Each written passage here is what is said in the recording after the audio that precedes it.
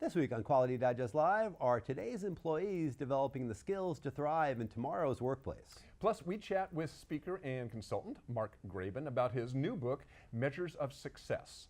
That more when we come back.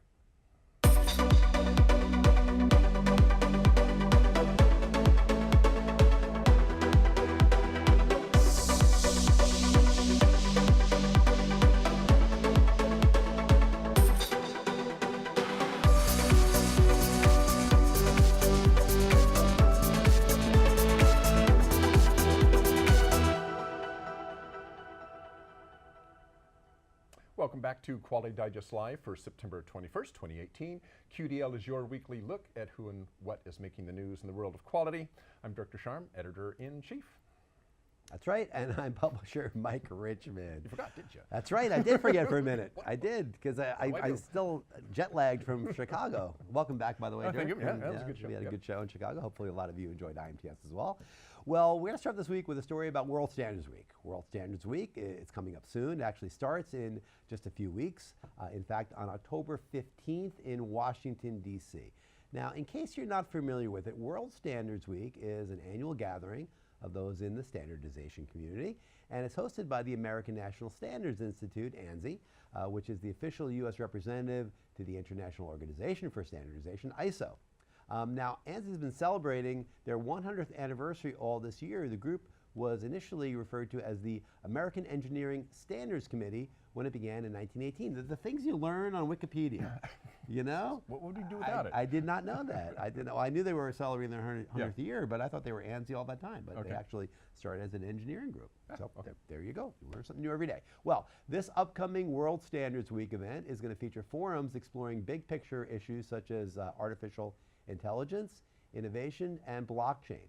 Leaders in the standards community are going to offer their perspectives on how the processes of standardization and conformity assessment can assist in driving deployment and further innovation within these areas. Now, standards, of course, are in many ways kind of the backbone of quality efforts for most organizations, and ANSI is really the go-to place for information for anyone in the United States who wants to understand the resources that are available to help leverage standards for operational improvement. So you can learn more, if you like, at ANSI.org, and specific information and details on World Standards Week can be found at ANSI.org/WSWeek for information on World Standards Week. And also, we're going to be, later on, we're going to talk a little bit about IMTS, which hasn't always been IMTS. It actually started off as something different. It did. It was always something. So was NIST, by the way. And so was NIST, that's right. You know, everybody starts as something different. The National Bureau of Standards. That's right. There you go.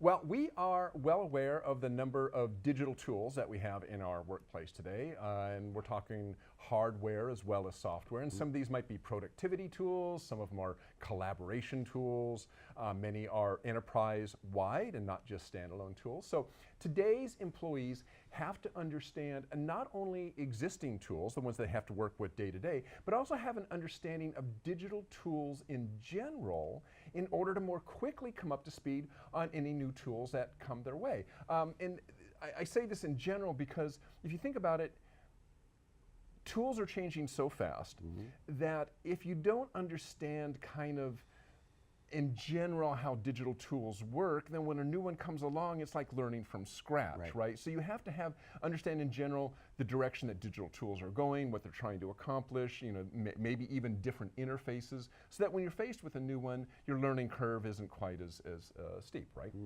So according to Gartner research, there is a problem with this. 70% of employees have not mastered the skills they need for their jobs today, and 80% of employees do not have the skills needed for their current and future roles, according to Gartner. More than 2/3 of business leaders believe that that if their company does not become significantly digitalized by 2020, it will no longer be competitive. And this was according to Bryant Knopp, Group Vice President of Gartner Research's HR practice. 2020, 2 years from now. Yeah, exactly. Yeah. Get going, guys. Yes, exactly. So as companies look at what it will take to digitalize their operations, many HR leaders are seeing this skills gap, and in fact, 64% of managers don't think their employees are able to keep pace with their future skill needs. Now, according to Gartner, the best the most effective way for HR leaders to help employees keep pace with shifting skills needs is by building connected learners as opposed to continuous learners. So, what do we mean by that? I had to learn this myself, and I'm going to give a very stripped down version of my understanding between connected versus continuous. And this is kind of simplistic, but continuous learning, the way I look at it, is simply continuing to upgrade your knowledge. It's largely self-driven. It's kind of solitary. So you might see a need, your own perception, a need for some more knowledge, or maybe your boss tells you, hey, you better learn this new thing. And so you might buy some books, you might watch YouTube, you might go to some webinars, you might enroll for an online course, but it's largely self-driven, right? It's kind of, I need to learn this because somebody told me, so therefore I'm going to do it. And you do this on kind of a continuous basis, but it's largely self-motivated. Connected learning is more about context, the way I think of it. It's a type of learning that integrates personal interest, peer relationships, maybe internships, experiential learning. It's more social, it's more contextual than self-driven. And that's how I see the difference. So if you think about it, you are picking up information or maybe learning from peers, maybe at your company, peers in your industry, it might be industry groups. So it's more about this connected universe within your industry that's both feeding you information and informing you maybe of stuff you need to learn. And of course at that time you still may go to webinars, you may do all the usual continuous learning stuff, but rather than being driven just by yourself, it's driven by the community, right? And that's why, I believe is why they call it connected learning. And some of that information also comes from the community as well. Gotcha. So to build connected learners, organizations have to change their employee development. And some of these, the Gartner lists 3 things. The 2 I think are just common sense. First of all, you got to identify what skills your employees need. Second, employee motivation comes into play, and rather than just communicating skills requirements, employees need to understand how they can personally grow by developing the skills the organization needs. And finally, and this is I think where the connected learning comes through, what are your learning solutions? So leading organizations, according to Gartner, are creating experiences to accelerate new skills development. And that I think is where kind of the connectedness come in. It's those experiences which largely are going to be peers, internships, apprenticeships, so forth. So according to Gartner, building connected learners as opposed to continuous learners increases employee skills preparedness by 28% to 39% across all 3 main areas of employee development. And additionally, employees who are connected learners are 8 times more likely to be high performers. So, there's a lot of information out there on connected learning, continuous learning. I think connected learning is kind of the new buzz term the last, I don't know, maybe 5 to 10 years. This is kind of come into play. More elevated. I think the idea has been around for a while, but I think certainly social media, the internet and all that has kind of brought this more to the fore, because kind of this connected idea is something that not only has to happen physically now, but you can do it virtually. But I mean, if the Gartner research is accurate, I mean, that's a heck of a ROI. That's a real movement of the needle in terms of the effectiveness of these types of workers versus continuous workers. So I mean, continuous learning. So connected learning really is something that people, if they're not aware of, should probably check it out. And I think it's, I mean, to be honest, I think, connected learning is probably just another buzz term for what people might be kind of doing on their own. Because everybody is connected. So I'm not even sure continuous learning, I mean, to play the devil's advocate, I'm not sure how many people are really doing, quote, continuous learning anymore. Well, but I mean, I think it's fair to be, for a worker themselves or for a leader, it's fair to ask what type of culture do we have, and what type of culture are we encouraging within ourselves, within our organization. If you find that you're doing more continuous learning, people are kind of siloed in their learning, well, that might be hey Joe, learn this, and then you walk away and it's up to Joe to go do it. That's probably not the most effective way to do it. So good stuff there, Derek. All right, thanks. Alrighty. Well, Laurel Tennis on the QD team, she recently reviewed a new book by consultant, speaker, blogger, and podcaster Mark Graban, titled The Measures of Success: React Less, Lead Better, Improve More. The book is a roadmap for those seeking to use simple and practical statistical methods to stop overreacting to metrics and start making focused decisions for real and sustained improvement. That's important stuff. Now, Graveman previously authored Lean Hospitals, Improving Quality, Patient Safety, and Employee Management, as well as Healthcare Kaizen, Engaging Frontline Staff in Sustainable Continuous Improvements. And both of those works won the Shingo Research and Professional Publication Award. And with that, we're very pleased to welcome Mark Graveman to Quality Digest Live. So Mark, thanks for giving us some of your time this morning. Oh, well, thanks for having me on. Hi, Mike. Hi, Dirk. Hey, how's it Great going? to be back on the show. Mark, you've been working in this space, the healthcare space, actually, and the quality space for quite a while now. So, what kinds of things have you seen change in terms of how people obtain and analyze data? Well, as I've been in different industries, I started my career in manufacturing.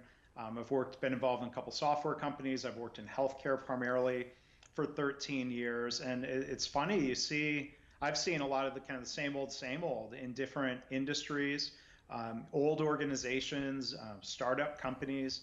I mean, I point back to, and in my book, I cite, and certainly I try to build upon, what I think is a classic book, Understanding Variation by Don Wheeler. That's a book that's over 20 years old, and I think it's still really relevant today because we're seeing a lot of the same challenges when it comes to metrics and management.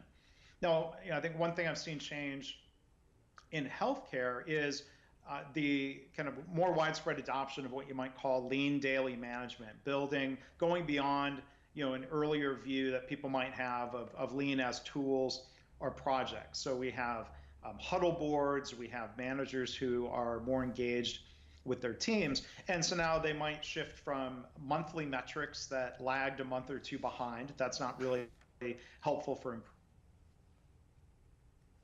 metrics. You might have daily metrics or even hourly metrics. And I think one of the challenges then is helping make sure that more data actually leads to more improvement. Because in healthcare, there's that same risk we would see in manufacturing where managers continually overreact to every single up and down in a metric.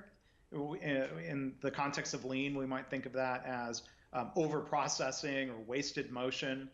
And there's a lot of pressure for people to hit the number.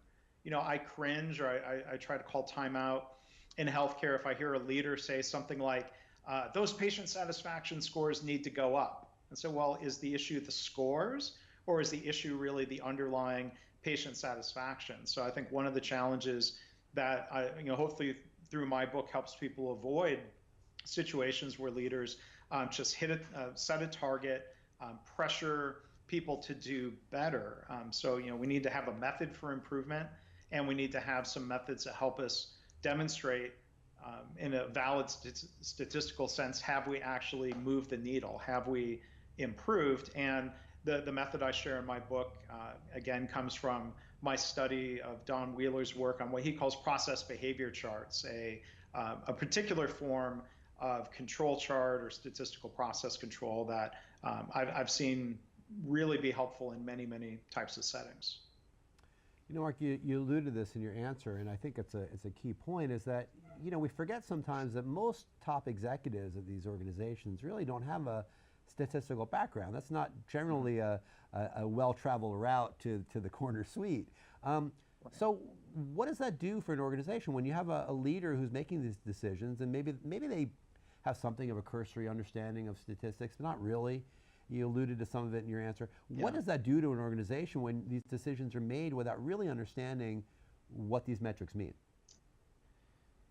Well, I think there's an underlying issue, even if you put aside statistical formulas. There's this concept of variation. Going back to Don Wheeler's book, the title Understanding Variation.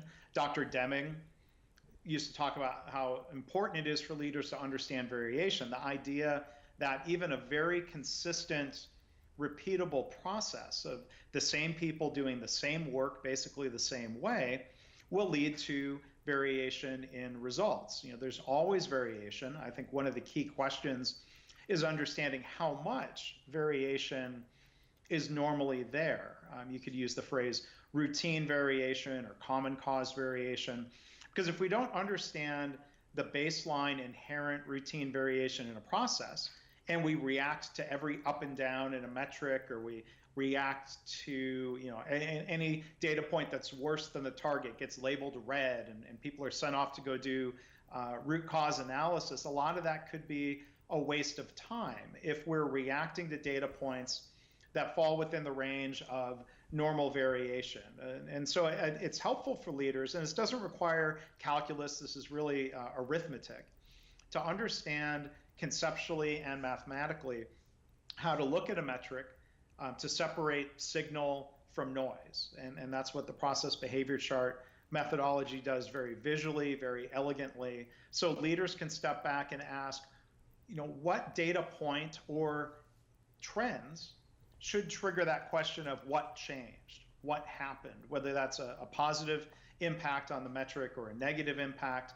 When we avoid asking what happened for every single data point, every up and down of getting too excited or too upset, leaders can learn to step back. And I've heard great stories from early readers of my book who've done just that. They say, when we stopped overreacting to every up and down, we took the time that we saved in cooking up those explanations, and we stepped back and we did something like started in A3.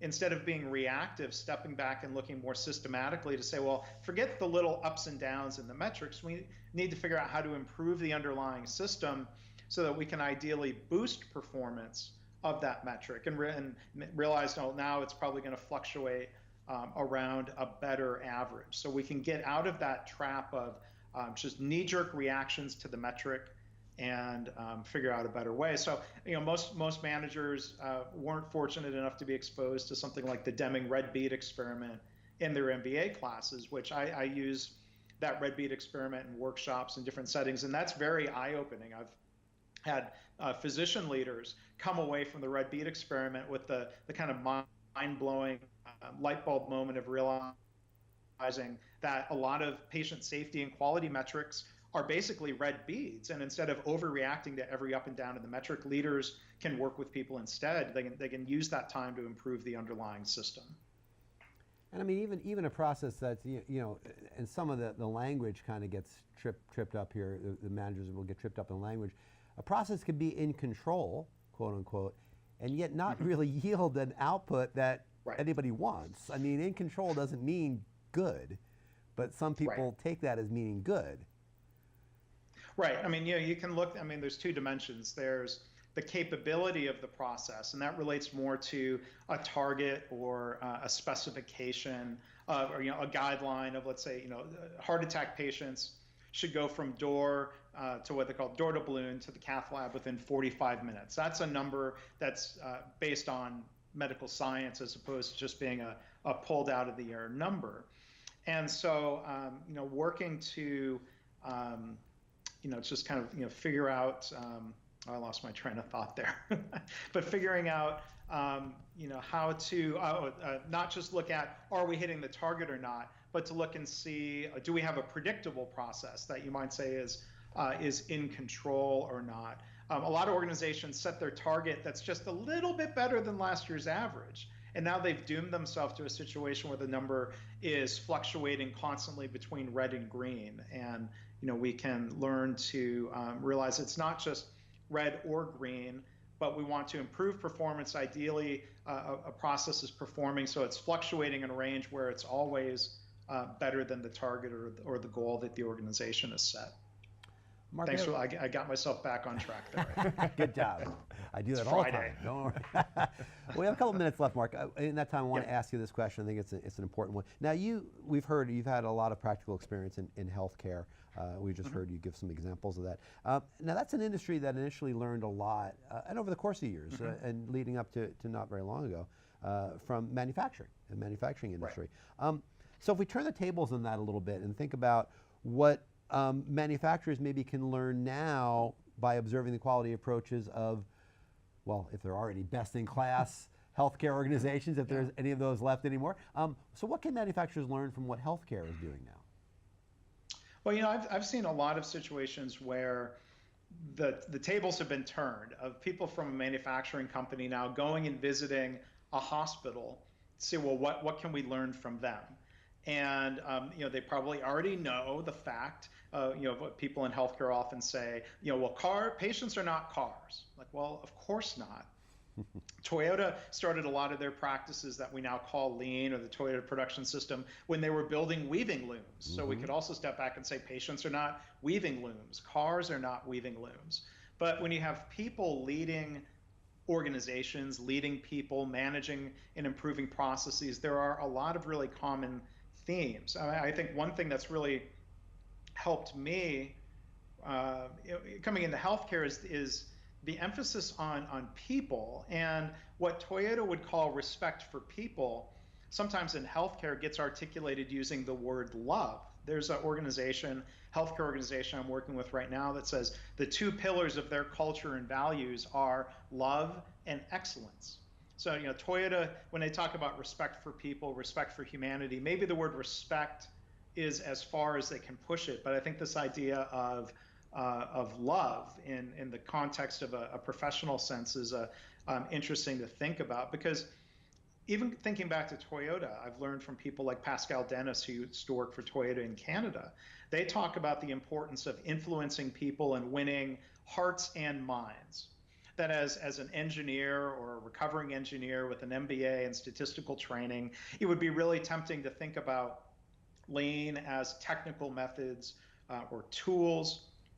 But when you look at the people side of an organization, which is, arguably the most important thing, when people from manufacturing or insurance companies have come and visited my Healthcare Kaizen co-authors organization.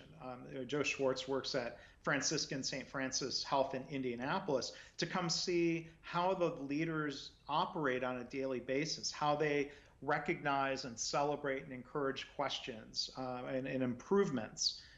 You can take away those people strategies and learn. It's people learning from other people. I think that's the key thing about the transference of lean across companies or industries.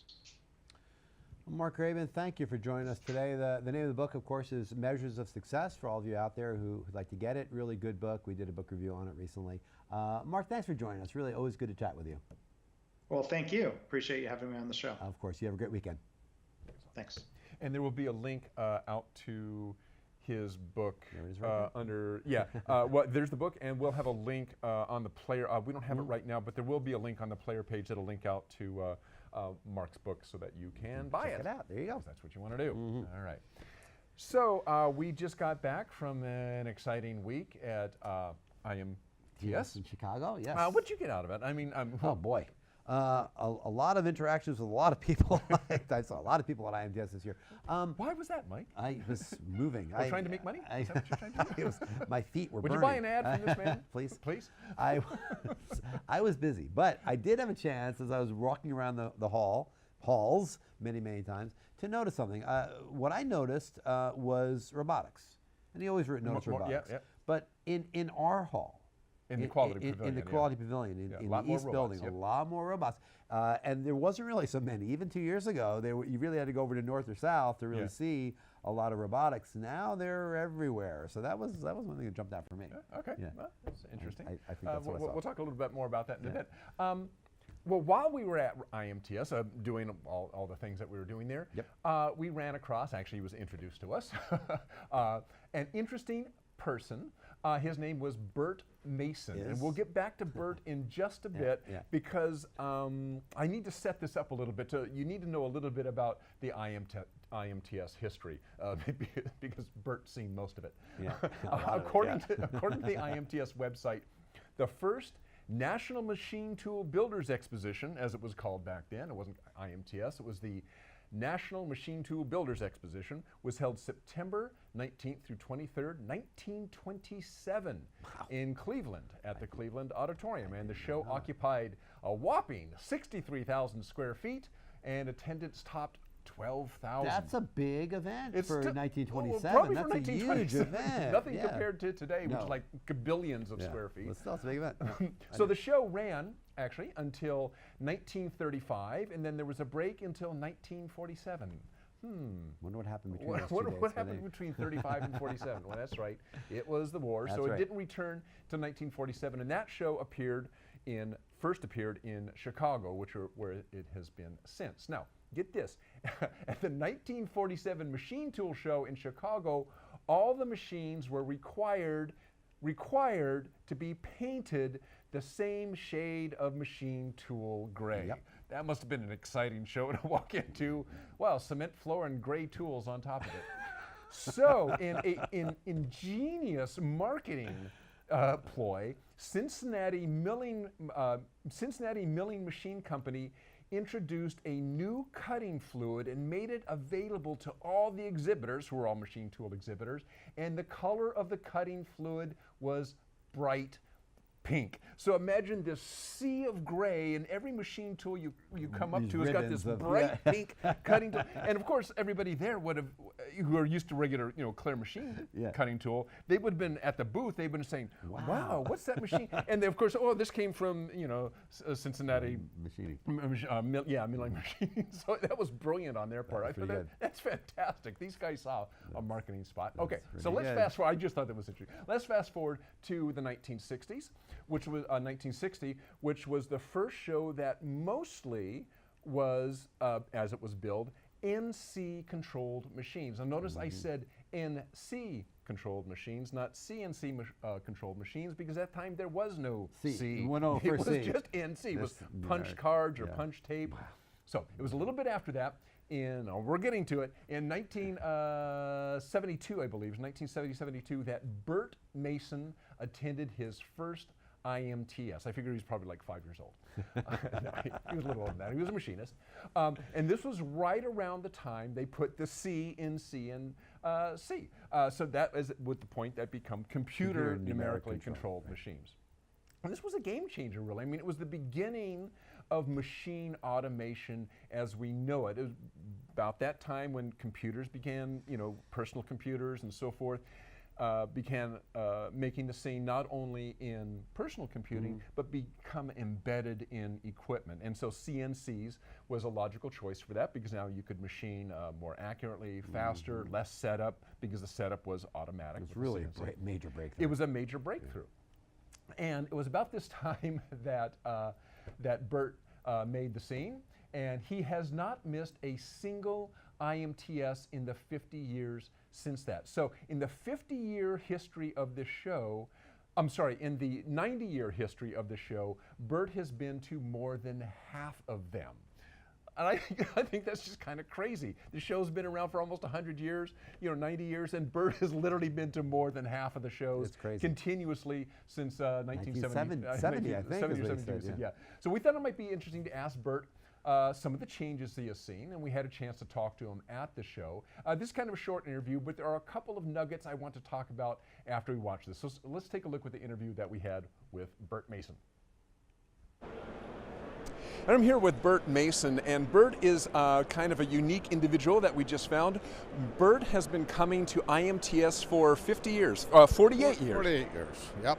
I came here my first time in 1970. So that's 25 shows? 25 shows. Okay. So what has changed? I mean, 25 years, 25 shows, that's 48 years. What has changed in the technology and stuff that you would see on the show floor from, 74, 75? The biggest changes have been the transition into computer technology and the increased power and the lower cost of memory and that type of thing. And what that's allowed is for bigger, better, faster software processes to occur. Back then in 1970, there really wasn't the computer technology that exists today. So back then it was NC machines, it wasn't CNC machines. That's correct. CNC was just coming into play at that time, but they still had little Nixie tube displays and things of that nature. They didn't have monitors and they had no memory. Okay, so essentially you had very little memory, maybe 16K of memory at the time, so you couldn't even store part programs on your computer. So that's interesting. So I think when a lot of people come to these shows, they expect kind of year over year big innovations. You know, I came here 2 years ago, what new and big thing am I going to see this year? But you kind of pointed out earlier that it's not really what you see over every couple years, it's what you see over a lifetime of going. That's correct. So what you see is you see things evolving, and they evolve slowly. Every 2 years, there's a little better, little better, little better. And quite honestly, when you come to a show and you ask somebody, well, what's new and exciting at the show, they say, there's nothing really that new. When in fact, there are incremental changes that occur at every single show. But so when you think back 50 years and you look at what you're seeing today, what are you kind of most amazed at, just over that period of time? I'm amazed at how the digital technology has taken over. The software where you can create a CAD model, you can machine off that CAD model, you can then inspect off the CAD model. It's all become computer related. So the biggest change in the industry has been the development of software and computer hardware. And now we're seeing things like augmented reality and virtual reality, where now it's not even necessarily what you see in front of you, but what's projected inside your goggles or whatnot. That's correct. You're seeing that being introduced at these types of shows now, where you couldn't even imagine that stuff back in 1970. So do you ever think, what you're going to see, or let me ask you this, 5 years from now or 6 years from now, if you could bring out your crystal ball, what kind of things would you expect to see that maybe we aren't even thinking about right now? Well, that's a good question. I guess more of a closed loop systems where it goes from engineering to the machining to the inspection, and then the whole loop is closed, making it a closed loop system that things are automatically updated, not only in engineering but on the machine shop floor. So that's where I would see it going. That's fantastic. Well, Bert, 48 years at IMTS. I'm sorry, 48 years at IMTS, 25 consecutive shows. That's amazing. Thanks for talking to us today. Thank you. And as you saw, that was Bert Mason, Business Development Manager for Hexagon Manufacturing Intelligence. Back in the day, I believe he said he worked for Bendix. I think that's who he was working for, I think, at the first show back in '72. So 48 years at the show. And the thing I think that was interesting is, I asked him in there about, changes, right? And I thought it was interesting that, we talked about, it's not the changes that you see year to year, because it's not like you'll show up one year and it's like, oh my gosh, groundbreaking, and who's ever seen this before, unlike, let's say, maybe consumer electronics shows. At these shows, the changes are more incremental because this industry is more conservative. I mean, accuracy, repeatability, and reliability are the first three things they care about. So you don't, unless you're really, really dead certain, you don't make huge changes from year to year. They're a little bit more incremental and a little bit more cautious. The changes do happen. But the changes do happen. They happen over time. And so that's what he was talking about there, is kind of the whole digital revolution that has just slowly, from CNC to just on and on and on, just kind of building on the whole computer revolution.